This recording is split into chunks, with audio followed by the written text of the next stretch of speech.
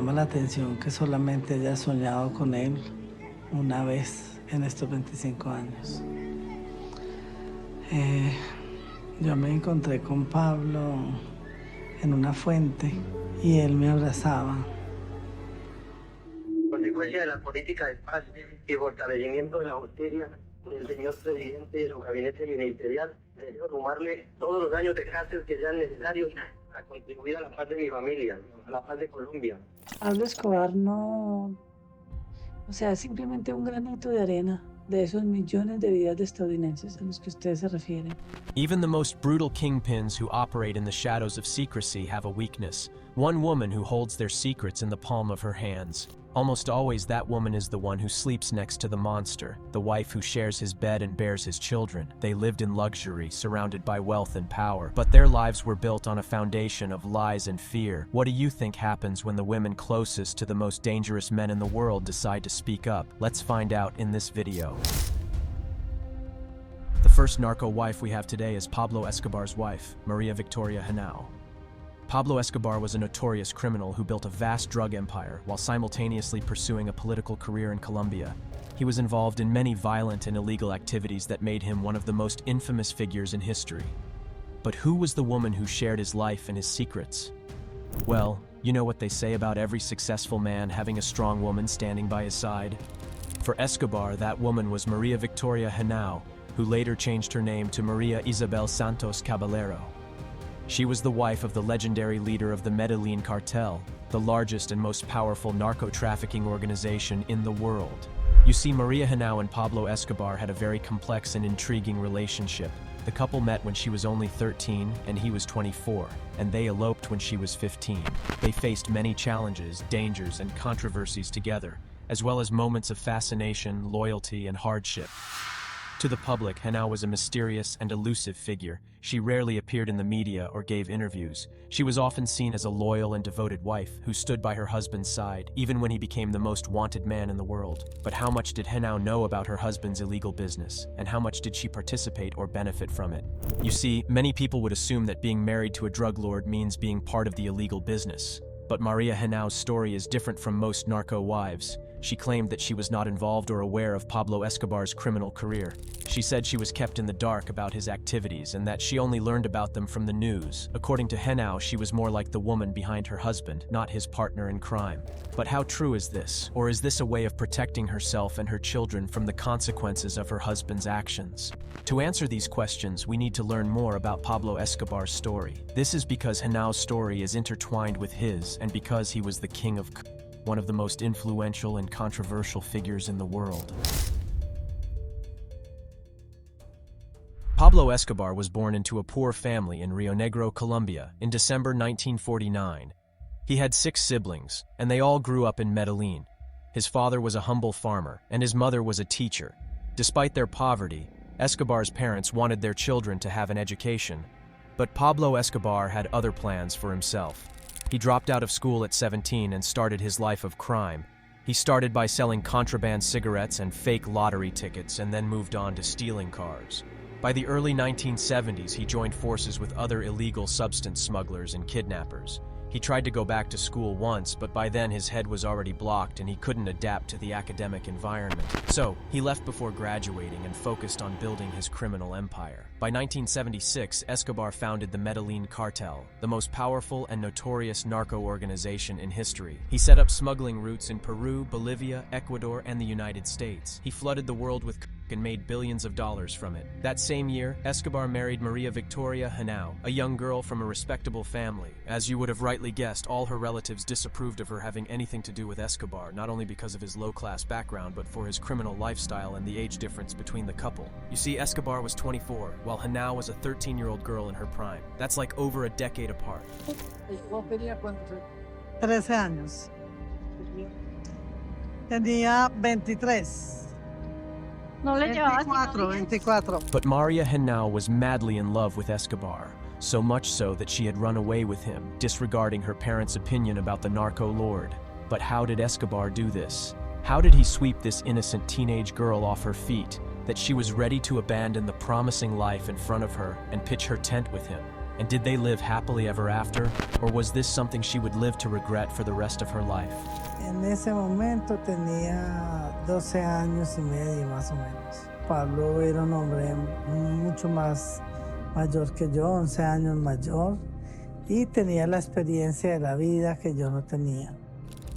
You see, Pablo Escobar and Maria Henao had met when she was a child. She was still in high school at the time, but she and her family lived near him in Medellin. Escobar was more like a local hero around there at the time. This was largely because he helped people in need and he had a magnetic personality that attracted Henao to him. She was young and naive, and the major reason her parents, especially her mother, opposed their relationship was because the old woman sensed that Escobar was dangerous. O sea, le tenía prohibido que me agarrara de la mano. Yo podía conversar con él, pero no podíamos tener ningún contacto físico. But the duo carried on with their secret romance, full of passion and drama. It was like the Shakespearean tragedy, Romeo and Juliet. Henao said that Escobar was her first love and that they shared their first intimate moment when she was only 13. ¿Recuerdas exactamente la primera vez que nos encontramos con él a escondidas? Ay, sí, Johnny. Ese susto que yo tenía, yo sentía que no iba a poder llegar a verlo. Ya se dieron un beso, ellos se abrazaron y yo pues... Ahí fue el primer beso robado prácticamente. Fue un beso robado, sí. From that moment, she dreamt of a fairy tale with him, but she soon realized that he was not the prince she imagined, but a monster.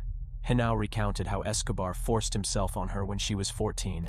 She fell pregnant from that encounter, but Escobar deceived her into removing the baby. Pablo me llama y me pregunta que yo cómo estoy.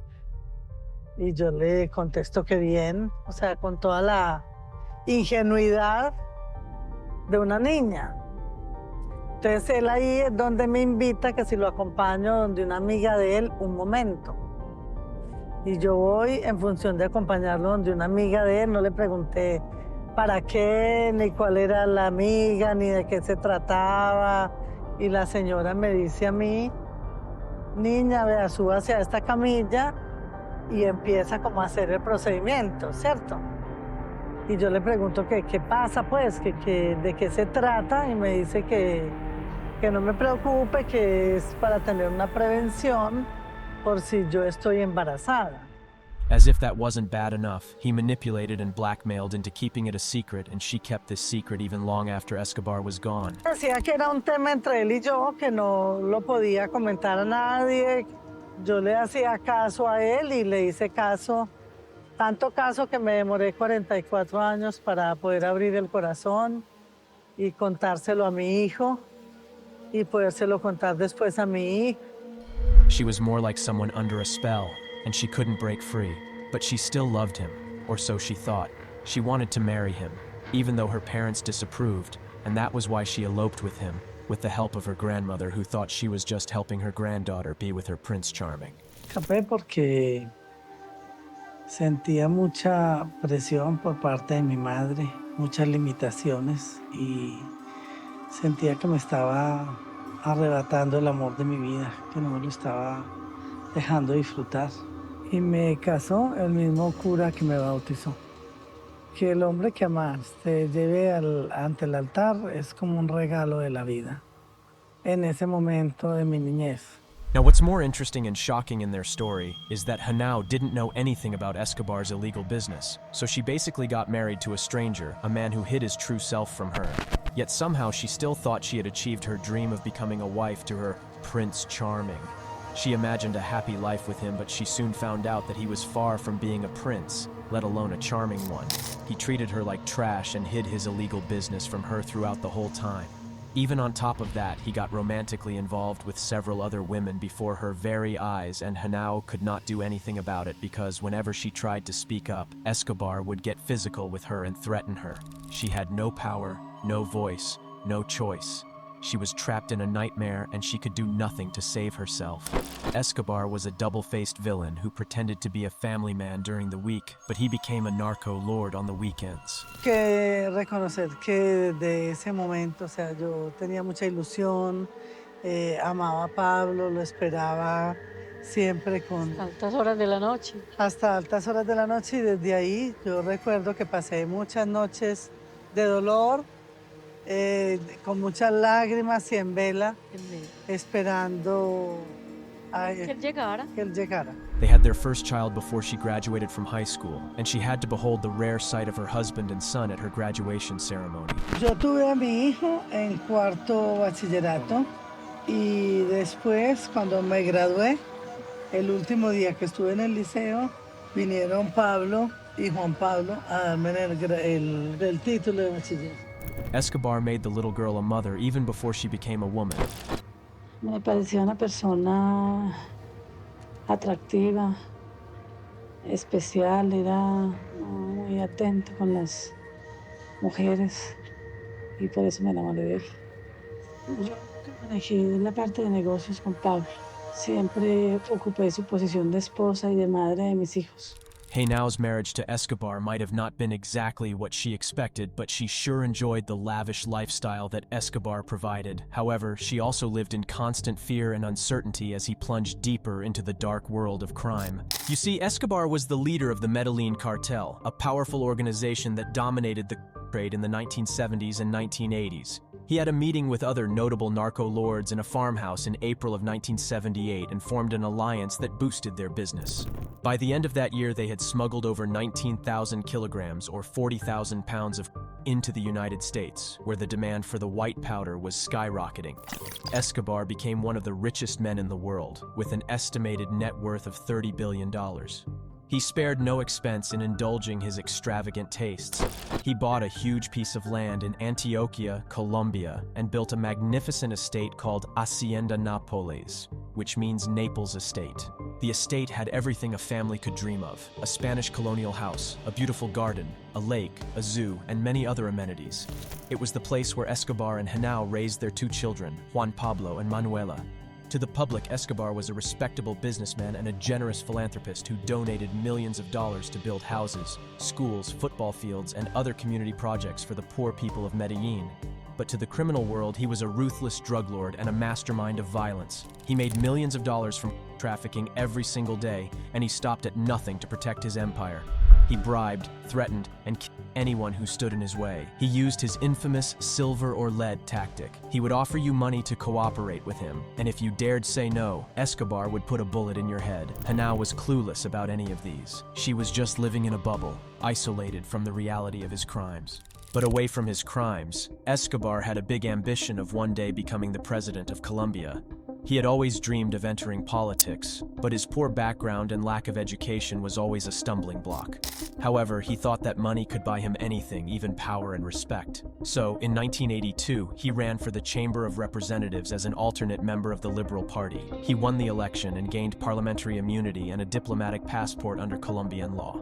He then used his position to improve his image and to influence the government. He also continued his charitable work and gained more supporters and followers. At that time, Escobar was on top of the world because he had achieved his goal of becoming a politician, and he was closer to his ultimate dream of becoming the president. He had everything he ever wanted, but his happiness was not meant to last. His downfall came from a man named Rodrigo Lara Bonilla, who became the new Minister of Justice and Escobar's enemy. Lara Bonilla had been investigating Escobar since 1976, when he was arrested for possession of a few pounds of white powder. But Escobar had escaped the charges by bribing the authorities, as he had done many times before. But Lara Bonilla was not corruptible. He exposed Escobar's crimes to the public, and he challenged his legitimacy as a congressman. He revealed that Escobar had a criminal record, and that he was the leader of the Medellin cartel. He denounced him as a threat to the nation, and he demanded his resignation. Escobar fought back, but he could not win. He was forced to quit his political career, and he lost his immunity and diplomatic passport. You can imagine how furious and humiliated this made Escobar. He blamed Lara Bonilla for ruining his dreams, and he swore to take his revenge on him. And he did 3 months later when Lara Bonilla was murdered by Escobar's hitmen, and from that point on, Escobar earned himself an uncomfortable position on the government's radar. Henao remembers the time before and after Lara Bonilla's death as one of the most chaotic periods of her life. For one, she was pregnant with her daughter, Manuela. Que el momento más difícil en mi vida fue un antes y un después, a partir de la muerte del ministro Lara Bonilla, cuando yo tenía 8 meses y medio de embarazo. Empecé a sentir que que la vida se convertía como en un tsunami que me arrasaba y no pude con la fuerza de ese tsunami. And she had to escape the country to Panama to meet with Escobar because the drug lord was being hunted and constantly on the run. ¿Por qué Panamá? No tengo una respuesta en ese momento, como en tantos momentos de mi vida. Fue una decisión de Pablo, que allá nos encontraríamos, acá nos encontraríamos, y bueno, yo no tenía otra opción que llegar donde él dijera que había que llegar. You see, Hanau always obeyed her husband. Maybe she knew something was wrong with his business, but she never asked him about it. She thought it was safer to stay ignorant. Their relationship was based on lies, secrets, and manipulation from the start, and it stayed that way until the end. At some point, Hanau had to give up on trying to save their relationship and only focused on raising and protecting her children. Recuerdo que estábamos muy angustiados y muy desesperados de no saber ni a dónde íbamos a llegar, pero con la tranquilidad de ver tierra y de tocar un poco la tierra, que veníamos hacia unas buenas horas por la selva, con mucho miedo, muy bajito. Y bueno, mi hijo todo el tiempo me preguntaba: mamá, ¿cuánto falta para llegar? ¿Cuánto falta para llegar? Y yo le respondía sin tener la menor idea de lo que faltaba, pero le decía: Her life never got easier, especially after Escobar became the most wanted man in Colombia. Her journey as a wife and mother became a game of survival. Preguntaba, pero yo, ¿por qué tengo que correr? O sea, yo estoy en embarazo, tengo mi hijo. ¿Correr de qué? Pero bueno, como la vida de Pablo siempre fue como una montaña rusa, había que irse adaptando como esposa a las cosas que él dijera. One of the most heartbreaking moments of Hanau's life was when she had to leave her newborn daughter behind. Los primeros días de vida de Manuela fueron en esta casa. Acá estuvo 20 días y de esta casa me despedí yo de ella cuando se fue a ir para Colombia porque no teníamos opción. Pablo me pidió que había que mandarla para Colombia. Así que mi despedida aquí de ella, porque no la pude ir a llevar al aeropuerto tampoco porque era riesgoso. Being married to a man like Escobar meant that Hanau lived a life of constant fear and danger. She had faced death many times, but she always survived for the sake of her children. But in all these, Hanau still chose to stand by Escobar.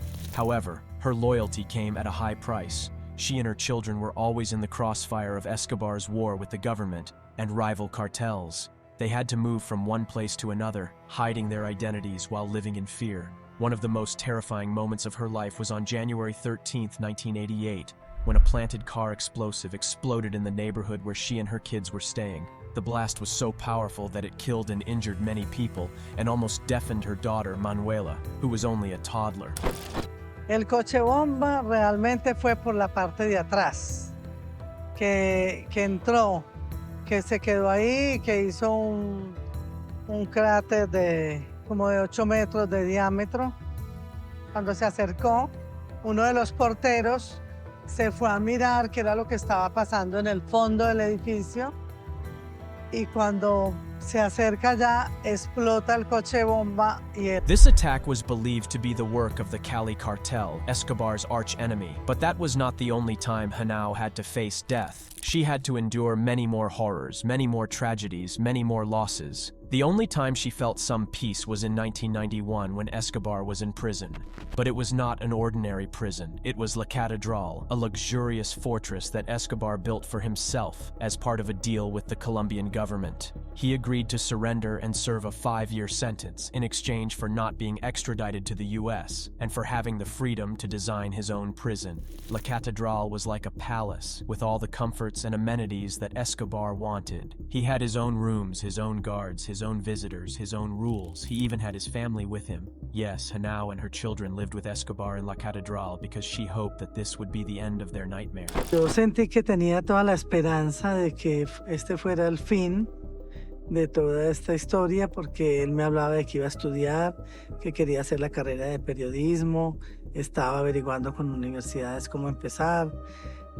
Tenía proyectos lindos que me hacían pensar que esto iba a tener un buen... But it was not. It was only the beginning of a new one. Escobar escaped from La Catedral when he learned that the government wanted to transfer him to a more secure prison. Yo tuve muchas noches de amor en este lugar. Teníamos un cuarto muy especial, había una chimenea que era muy romántica y a mí me encantaba el juego. Así que prendíamos la chimenea, nos tomábamos un champán, por ejemplo. Y bueno, en esos ratos hacía de cuenta que, o sea, no me enteraba siquiera que estaba en la catedral o que estaba en una prisión. Escobar fled into the mountains, and from that point on, he became a fugitive again. The whole country was hunting for him, while his family was left alone, vulnerable, and unprotected as they were attacked from all sides. After his prison escape, the last time Henao spoke to Escobar was on the phone, shortly before he died. Me dice de todas maneras, puede ser mucho, usted sabe que todos lo necesitamos. Mi amor, usted sabe que yo lucho por ustedes, yo no tengo otra iniciativa en la vida sino luchar por ustedes. Y yo estoy metido en una cueva, estoy muy seguro, que yo estoy muy seguro ya mismo de la parte. Henao was scared, but hopeful. She wanted to believe him, but she never saw him again. He was killed by the Colombian authorities in a rooftop gun battle. He died alone, surrounded by his enemies. Pablo Escobar's death sparked a wave of emotions across the nation, and his funeral was one of the most chaotic events in the history of Colombia. More than 25,000 people crowded the funeral home and the cemetery, trying to get a glimpse of the dead drug lord. But while some cried, some cheered, some prayed, and some others cursed the day his mother gave birth to him, it was a spectacle and a circus of madness. His family was left in the shadows of the ruins and pain. They had no one to protect them, no one to help them or care for them. Y fue como el fin de mi vida. Yo sentí que seguíamos nosotros, que me iban a matar a mí y a mis dos hijos. They had to deal with the consequences of Escobar's actions, the debts of his enemies, and the demands of his allies. Even though Henao had nothing to do with Escobar's crimes, the situation left her no choice but to negotiate with the other cartel leaders, begging them and paying them millions of dollars to spare her life and those of her children. Y bueno, ese primer encuentro no fue fácil, no solamente con él, sino con todos los capos, porque estaban enojadísimos con Pablo y veían en mí esa imagen de él, y tampoco tenía la vida. Iba a pedirla para que me dejara seguir estando en este mundo con mis hijos. She decided to start a new life with her kids, but to do that, she had to change her identity. She could not be Maria Henao anymore. She could not be Escobar's wife anymore. She had to become someone else. She changed her name to Maria Isabel Santos Caballero. After that, she and her children left Colombia and sought asylum in Argentina, where they hoped to find a new home, a new beginning, a new chance to live a normal life. The next narco wife on this list is Emma Modesta Coronel Aispuro, the wife of Joaquin El Chapo Guzman, the notorious leader of the Sinaloa cartel. Emma holds many of the drug lord's secrets in the palm of her hands, but who is she really? Emma was born in San Francisco, California on July 2nd, 1989. She is a Mexican beauty model and the queen of the Sinaloa cartel. Her father, Inés Coronel Barreras, was one of El Chapo's top lieutenants. Emma grew up in luxury and safety, unlike her father and El Chapo. She participated in beauty pageants as a teenager. In 2007, she entered the Coffee and Guava Festival in Canelas, Durango, Mexico. As a contestant in that pageantry, she had to host a party for her candidacy, and El Chapo made a grand entrance in that party. He arrived in one of 6 planes, escorted by 200 armed men on scooters. He and Emma hit it off at the party. Emma recalled, Estaba bailando con otra muchacha, yo estaba bailando con mi novio, que tenía novio en ese entonces. Y nos encontramos justo en el centro de la pista. Y bien coqueto me sonrió, y que al ratito me dijo una persona que dice el señor que se quiere bailar con él. Y yo, okay. Emma and El Chapo fell in love at that party despite a significant 30-year age gap between them. It was suspected that Emma's attraction to El Chapo was because of his wealth, but when you think about it, Emma was already living luxuriously long before she met El Chapo because her father was also a drug lord, so it's obvious that the beauty queen simply chose a life with El Chapo over everything else. In an interview, she claimed that she was won over by El Chapo's personality. "I would say what won me over was his way of talking, how he treated me, the way we began to get along first as friends, and from that came everything else. He tends to win people over by his manner of being, of acting, the way he treats people in general," Emma said. They married on Emma's 18th birthday, and in 2011 they had twins. But Emma, aware of El Chapo's legal troubles, omitted his name from the birth certificates to avoid detection by authorities, and that marked the beginning of several other cover-ups she would go on to do for El Chapo. Unlike other beauty queens who married drug lords, Emma actively engaged in El Chapo's illegal business. Before their marriage, a violent clash in 1993 involving El Chapo's Sinaloa cartel led to a mistaken fatal attack on the Archbishop of Guadalajara, Juan Jesus Posadas Ocampo. The clergyman's death triggered a nationwide hunt for the killers. Although El Chapo was not directly responsible for the Archbishop's death, he was on the government's radar list. So he decided to flee to Guatemala, where he paid hefty bribes for protection. However, he was eventually apprehended in June 1993, and despite facing serious charges, El Chapo manipulated the prison system where he started enjoying the kind of luxury some free people can only dream of. Even from the thick walls of the prison, El Chapo still maintained the leadership of his cartel and smuggled several pounds of illegal substances into the United States. However, after a few months in Guatemalan prison, El Chapo was extradited to Mexico, where he was incarcerated in a prison in Jalisco, Mexico. But to the greatest surprise of the authorities, El Chapo escaped from the prison without a single shot fired in January 2001. It was said that El Chapo was clothed as a police officer and wheeled out of the maximum prison facility in a laundry cart before he was driven to safety by a prison maintenance worker named Francisco Javier Camberos Rivera.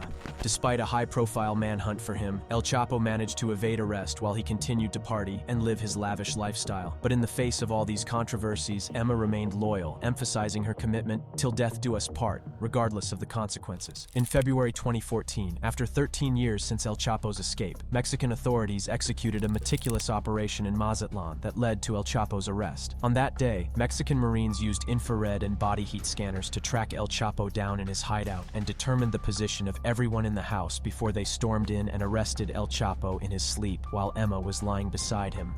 Following his arrest, El Chapo was lodged in another high-security Altiplano prison in central Mexico. But once again, Emma and El Chapo's associates orchestrated another daring prison escape for him through a tunnel that was dug from under his bathroom toilet. On July 11, 2015, El Chapo successfully fled the prison through the ventilated tunnel to a hideout in Sinaloa where he reunited with his family and associates. His freedom, however, proved short-lived as the DEA and Mexican Marines started closing in on him again. On January 8, 2016, a combined force of U.S. Marshals and Mexican Marines descended upon Los Mocos, Sinaloa, with the singular objective of apprehending El Chapo for the final time. Their incursion into the city was faced with a fierce resistance from El Chapo's gang in a fierce gun battle that lasted for hours. Amidst the chaos, the notorious drug lord and his lieutenant ingeniously escaped through underground sewer pipes, emerging onto the busy streets of Sinaloa. Exploiting the cover of traffic, they forcibly hijacked a white Volkswagen, only to abandon it due to mechanical issues a few blocks away. Swiftly, El Chapo's assistant seized another vehicle, a red Ford Focus, in a desperate bid to flee the city. Despite the cartel's resistance, El Chapo was ultimately captured for the third and last time, resulting in the death of 5 cartel members and 1 injured Mexican Marine. Following his final arrest, El Chapo found himself back in the notorious Altiplano prison, but this time under heightened security measures. The prison authorities fortified the facility with 400 new cameras, reinforced the floors with steel rods, equipped doors with metal detectors, and deployed guard dogs to scrutinize every aspect of his confinement. President Enrique Peña Nieto celebrated the victory on Twitter, marking a rare triumph for Mexican security forces. Emma expressed her discontent with the stringent conditions, citing concerns for her husband's well-being. "Not everything that is said is true. I think that any human being has the right to have at least the vital things. They are not providing this to him, I know." She accused the Mexican government of infringing on his basic rights, emphasizing the need for humane treatment. El Chapo's lawyer, Jose Refugio Rodriguez, claimed his client suffered physical, psychological, and moral damage, and he pleaded that he be treated like a human. Eventually, succumbing to pressure, the government transferred El Chapo to another prison in Ciudad Juarez. While El Chapo's trial was still ongoing, the 37-year-old judge, Vicente Bermudez Zacarias, who was presiding over his case, was brutally murdered while he was jogging near his home in Metepec, state of Mexico. El Chapo's associates were reportedly behind the death of the judge because he was very close to convicting El Chapo and jailing him for life. Following the judge's death, El Chapo was then extradited to the United States, where his trial garnered global attention, featuring around 200 hours of testimony from 56 witnesses. The evidence presented in court linked El Chapo to illegal substance trafficking, money laundering, murders, and several other unspeakable acts of violence. Amidst the grim revelations, intercepted messages between El Chapo and Emma unveiled a seldom-seen emotional side of the drug lord, depicting a close bond between them. The messages also revealed the couple's discussions about El Chapo's criminal activities and encounters with law enforcement. Despite the damning testimonies and evidence against her husband, Emma steadfastly supported El Chapo through it all. She attended all his court hearings and dismissed all the accusations against him. Even as one of El Chapo's mistresses, Lucero Guadalupe Sanchez, provided incriminating testimony, Emma remained resolute in her determination to support El Chapo. The trial exposed El Chapo's heinous acts, including burying a man alive, intoxicating and doing dirty things to underage girls. Emma dismissed these claims, asserting El Chapo's innocence and blaming media bias for portraying only his negative aspects. In July 2019, El Chapo received a life sentence plus 30 years to be served in a supermax prison in Colorado. Despite the sentencing, Emma continued to show public support, exchanging gestures with El Chapo during the final moments in court. "I will follow to wherever he is," Emma told interviewers. "I'm in love with him. He is the father of my children." Emma, however, faced her own legal troubles after she was arrested in 2021 for illegal substance trafficking and money laundering. Following a 6-month trial, Emma was convicted and sentenced to 3 years in prison. This she endured, perhaps considering it a small price to pay for her role in El Chapo's criminal empire. Who among these narco wives do you think was the best match for their husbands? Please share your thoughts in the comments below, and if you enjoyed this video, give it a thumbs up and subscribe to our channel for more content like this. Thank you for watching. Until next time, stay safe.